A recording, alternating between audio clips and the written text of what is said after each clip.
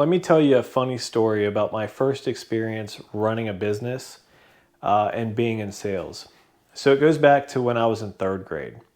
Some of you may notice or may not notice about me. I have an older brother. He's 5 years older and just like twice my size, way bigger than I am. My dad would go to Costco and he would buy a box of Twizzlers.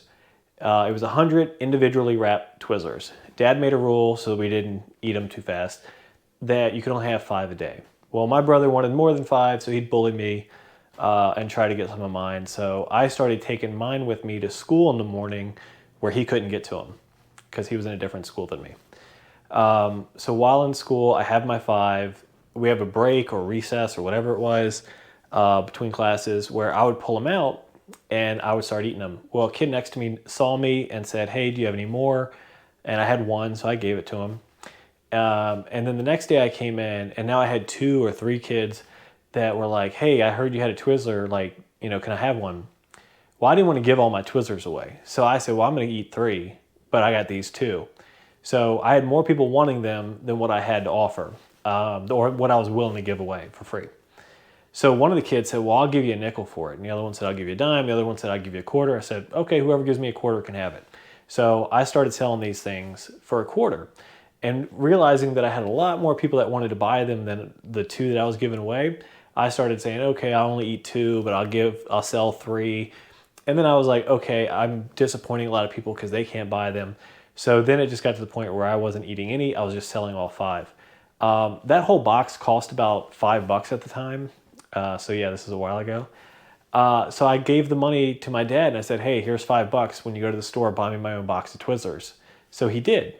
And I took a portion of those, said these are for me, and the rest of them in the book bag, I'm gonna go sell those things.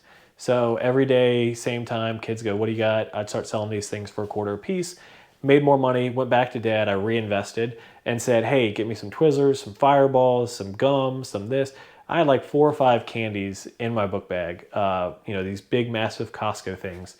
So I just dump it all in there. And then it got to the point where every day all the kids would kind of crowd around and go, "What do you have today?" And I'd say, "Okay, I got this, this, this, and this." And I started selling these things. And like I said, I was getting about a quarter a piece for everything. Well, then one day I get a call into the principal's office. I had never been to the principal's office, so I was scared. And they said, "Do you know why you're in here?" And I said, "No, I have no clue." And they said, "Our school lunches have dropped so much that we had to investigate why. And we found out that you're selling candy to kids here at school." And they said, "Are you doing that?" And I said, "Yeah." And they said, "Well, you can't do that anymore because kids aren't buying their lunch." So kids were using their school lunch money to buy my candy. And I made such an impact, apparently, that the school noticed, "Man, why are we selling so few lunches all of a sudden?" And they found out it was me. So that was my first business. But sad to say, I'd be the king of Candyland right now.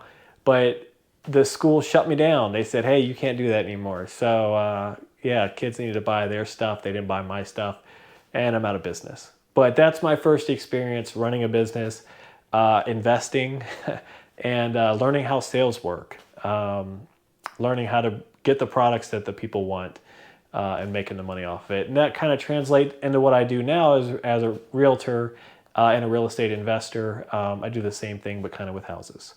So I went from Candyland to Monopoly. Hope you like that story.